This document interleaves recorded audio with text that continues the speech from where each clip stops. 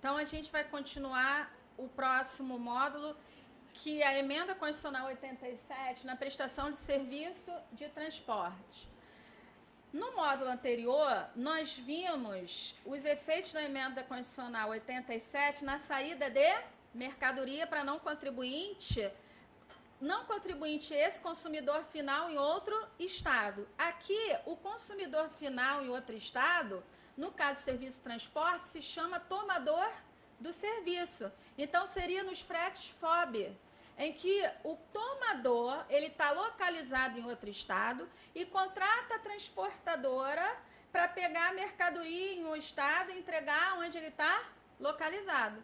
Então, nesse slide tem assim, o consumidor final do serviço de transporte, definido sobre a perspectiva, no caso aí, é o tomador do serviço. Nas situações em que o início da prestação ocorre no Rio e o término se dê nas regiões Norte, Nordeste, Centro-Oeste, Estado do Espírito Santo, não vinculadas a operações ou prestações subsequentes alcançadas pela incidência do imposto, vai haver aí o Estado do Rio vai ter direito aos 60% dessa partilha por parte dessa empresa de transporte. Não é só para essas regiões, também para as demais regiões. Aí, no caso, aí, as regiões, no caso, Sudeste, né? Sul e Sudeste.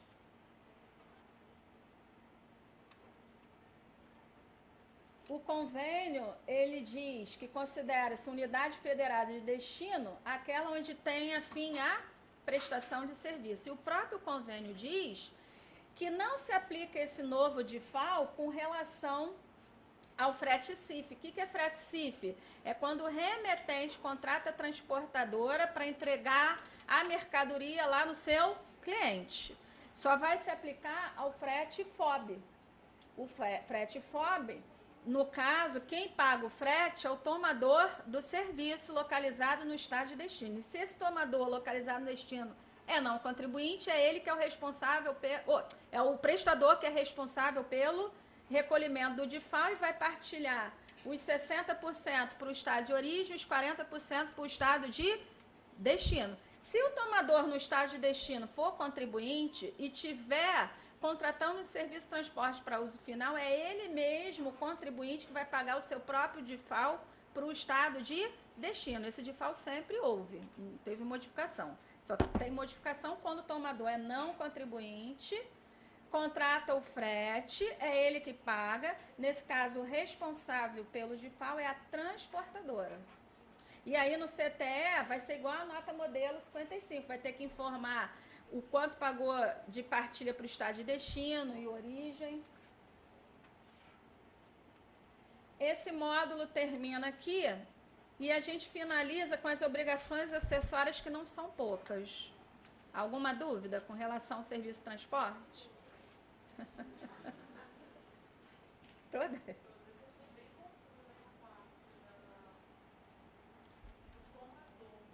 É tomador, não é destinatário, tomador do serviço.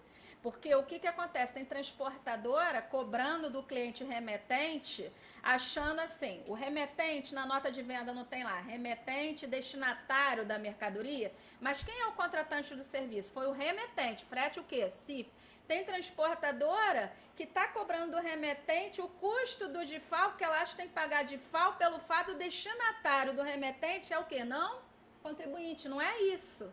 É o tomador do serviço localizado em outro estado, em sendo não contribuinte contratante do serviço, é que cabe DIFAL por parte o quê? Da transportadora. Então, cuidado com isso. Não é o destinatário da mercadoria não contribuinte, é o tomador do serviço. É ele que é o consumidor final do serviço. Consumidor final da mercadoria é o destinatário. O consumidor final do serviço de transporte é o quê? O tomador do serviço. Se esse tomador é não contribuinte, cabe o DIFAL, pago por quem? Pela transportadora. Se esse tomador é contribuinte e está contratando um transporte oriundo de outro estado e é para uso final dele, quando é que o contribuinte contrata um transporte para uso final dele? Digamos que eu sou um contribuinte do ICMS, estou comprando um maquinário para o meu ativo imobilizado lá de São Paulo. Só que o frete é FOB. Eu vou contratar uma transportadora de São Paulo mesmo, para pegar no fornecedor de São Paulo a mercadoria para trazer para mim.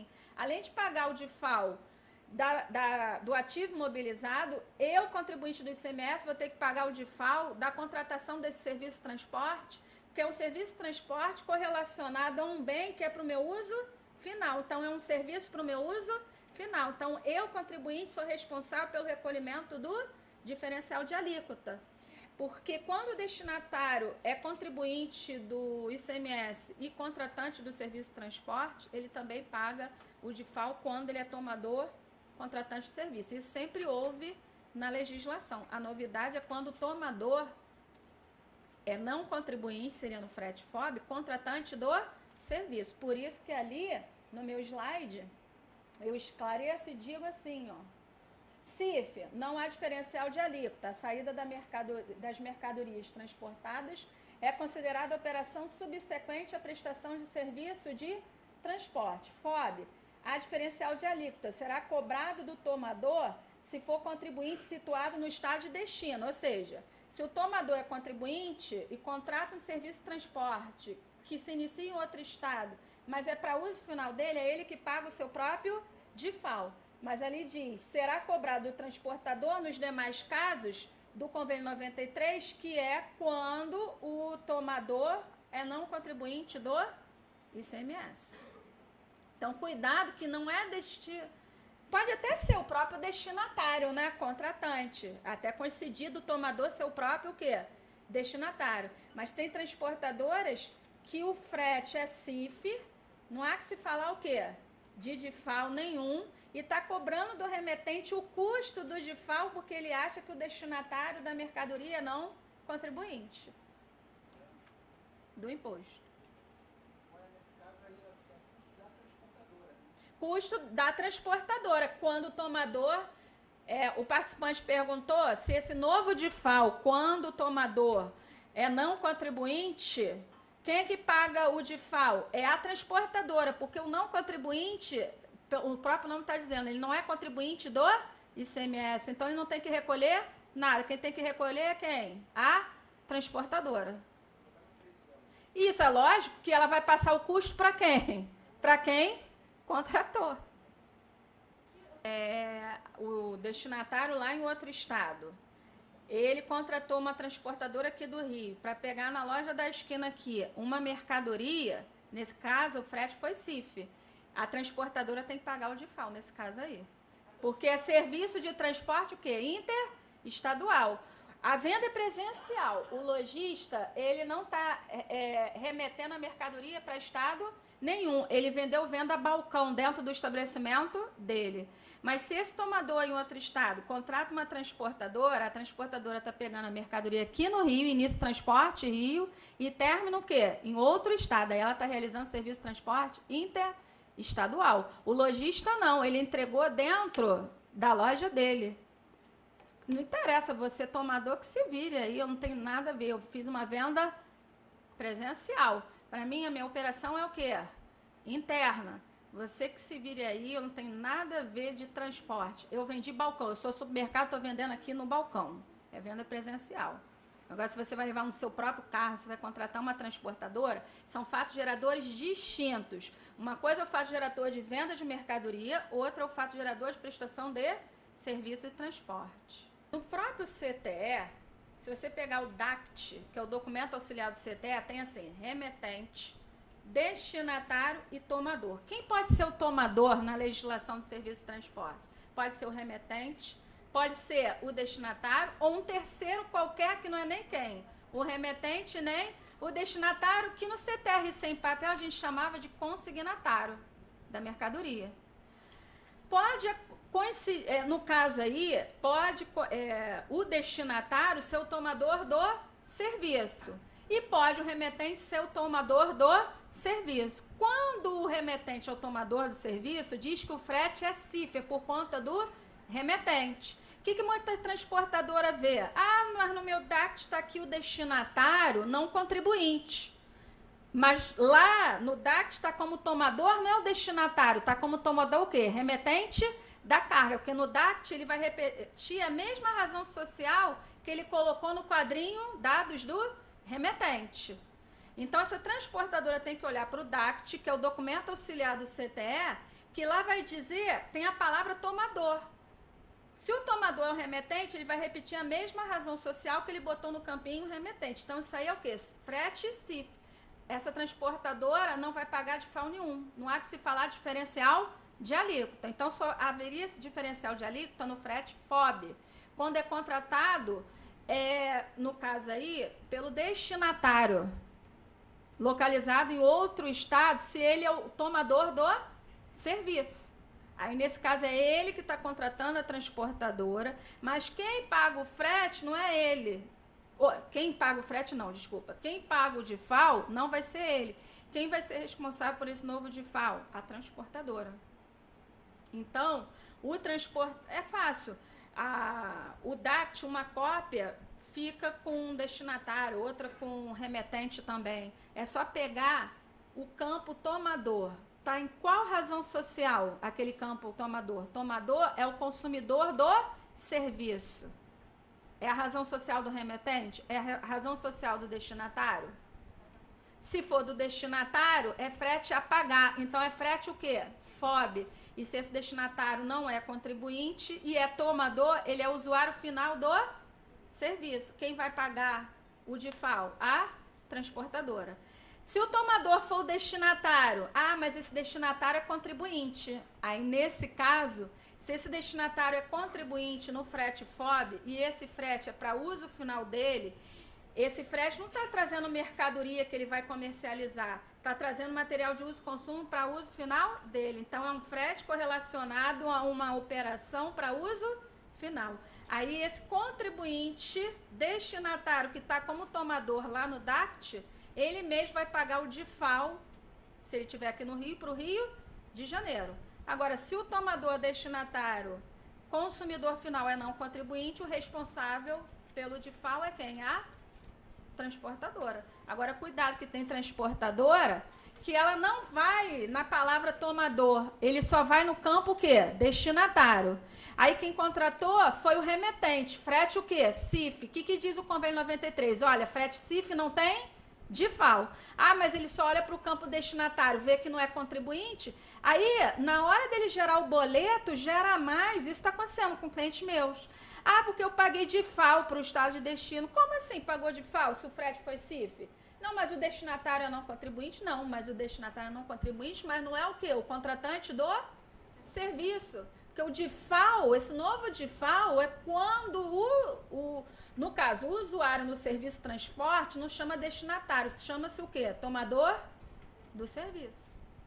Emitiu a nota, ela emitiu, botou lá a inscrição estadual dele. Entende? A inscrição estadual dele, vamos dizer, daqui no estado. Mas que situação é essa? Porque, porque tem o meio está dispensado de inscrição estadual, só tem CNPJ. Produtor rural. Produtor rural, isso. Entendi. Ele produtor tem rural. A inscrição por causa de ser produtor Nesse caso, rural. não teria DIFAL, não, se ele é contribuinte do ICMS. Sim, não, mas eu queria saber, o fato dele ter colocado na nota fiscal a inscrição estadual dele, apesar de que o endereço, ele botou o endereço residencial dele. Não cabe DIFAL, porque ele é contribuinte do ICMS. A partir de 1º de julho, sabe como é que vai ser o critério de validação? Tua nota vai passar da seguinte forma. Na versão 3.10 da nota modelo 55, que é a nota eletrônica, que é o DANF, tem que ter para ter o DIFAL, você tem que preencher lá, campo. Consumidor final, você tem que botar sim. Operação interestadual, você tem que dizer que sim. E o destinatário tem que ser o quê? Não contribuinte. Para ter o quê? O DIFAL. Como na aba destinatário da nota, ele vai botar contribuinte, pelo fato dele ter inscrição? Ele não comprou para então ele tem que, na hora da compra, dizer. Aí já é outra questão. Mas o que acontece? Ele disse, mas a empresa, mesmo assim, colocou no meio da inscrição porque ela não quer pagar o DIFAL para cá. Porque no momento que ela bota a inscrição, como é que o Estado do Rio vai descobrir que essa situação que não é para a atividade dele rural, é pessoal? Aí já não tem como... Tem o endereço. O endereço, porque o endereço da produção no ato rural... da compra, ele teria que dizer isso e aí a empresa... Ele disse, mas mesmo assim... Então, uma forma dela sair desse DIFAL aí, né? Botou a inscrição, pronto, está declarando que é contribuinte, não vou pagar DIFAL nenhum. Aí é numa futura fiscalização, quando o fisco verificar essa nota, e vai questionar. Outro detalhe, se vocês forem observar, olha que coisa surreal. Quem lida com ICMS, peguem o livro 1 do regulamento do ICMS, o artigo 19, que fala dos responsáveis pelo pagamento do ICMS. Lá incluiu como responsável pelo recolhimento do imposto o destinatário nessas hipóteses desse novo DIFAL. Onde uma pessoa física, não contribuinte, vai entender de legislação do ICMS, compra pela internet, não pagou, eu vou atrás do DARD para pagar. Pegue o regulamento do ICMS do Rio, que incluíram como hipótese de responsabilidade solidária o destinatário dos fatos geradores do artigo 3º, aí tem lá os incisos, que são os novos incisos de fatos geradores, que é esse novo DIFAL, que é mercadoria adquirida de outro estado com destinatária não contribuinte, prestação de serviço. Então, fica a dica dessa legislação para vocês terem uma ideia. Eu falei isso porque você disse que ele não é não contribuinte, pode até pegar para ele mais tarde, porque o Estado do Rio de Janeiro tem esse artigo colocando como responsável solidário o destinatário. Ele não disse nas hipóteses desse novo DIFAL aí. E o destinatário desse novo DIFAL é não contribuinte do ICMS. O que um profissional do Departamento Fiscal precisa? Quais os cursos que ele precisa fazer para ele ficar um excelente profissional? Para ele poder ter aquela, assim, saber que ele tem uma boa profissão, porque se vocês notaram, essa é uma área muito importante nas empresas de contabilidade e nas empresas privadas, mas tem que estar preparado, não é isso? Primeira coisa é estar atualizado. Antes de abrir qualquer e-mail, hoje todo mundo tem assinatura desses boletins, recebe por e-mail que sai no Diário Oficial do Estado, Município e Federal. A primeira coisa é abrir o que saiu nos diários daquele dia para estar sempre o quê? Atualizado. Porque já aconteceu de, por exemplo, eu ter um curso no dia seguinte e no dia anterior a legislação mudou toda. Então eu tenho que ficar a madrugada toda estudando em cima das novas regras. Imagine você trabalhar com o seu cliente dentro do histórico de contabilidade, dando informação desatualizada. Então, é lei para você abrir o e-mail, primeiro e-mail que você tem que abrir, o que saiu nos diários oficiais daquele dia. Porque, assim, a legislação brasileira, infelizmente, muda de um dia para o outro. Então, uma coisa, você sabe hoje, amanhã já saiu uma outra regra. E aí, se você passa para o teu cliente, ele recolhe de forma errada, imagine se for um montante alto. Não é isso? Outra coisa também que eu percebo, que eu tenho empresa de curso há muitos anos, a pessoa faz curso uma vez em 5 anos. Não adianta. Percebo muito isso.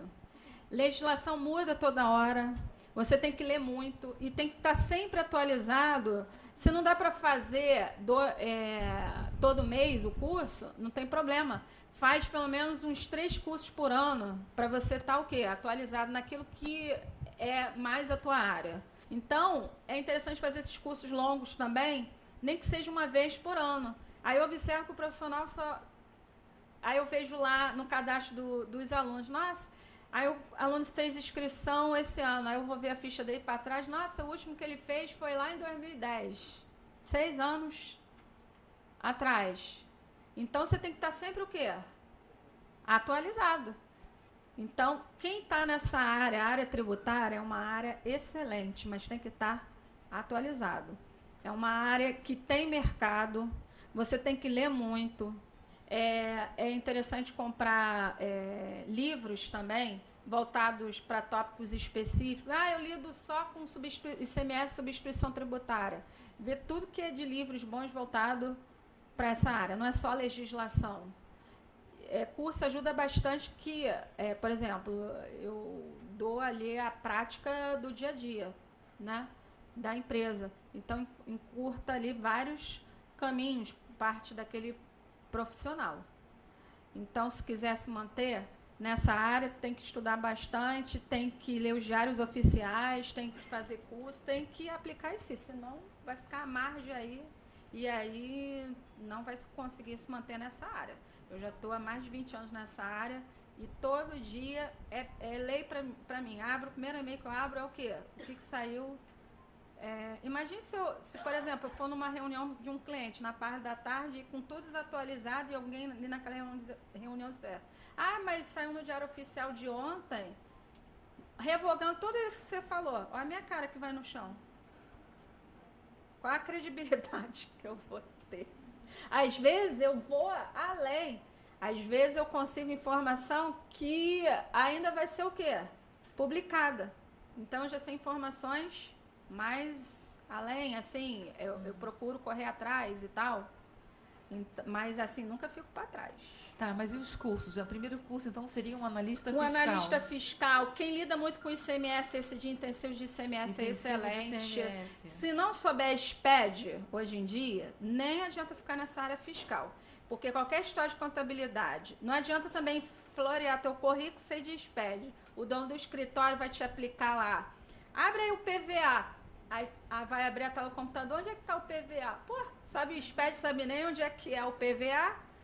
Já vai ser eliminado no primeiro dia. Floreou lá o currículo, que sabe disso e aquilo, mas não sabe nem o que é IPVA. Que é PVA, aliás. Isso. Que é o Programa Validador. E PVA até sabe, né? Até sabe que pagou em janeiro, mas não vai saber o PVA. Isso. Que é o Programa Validador.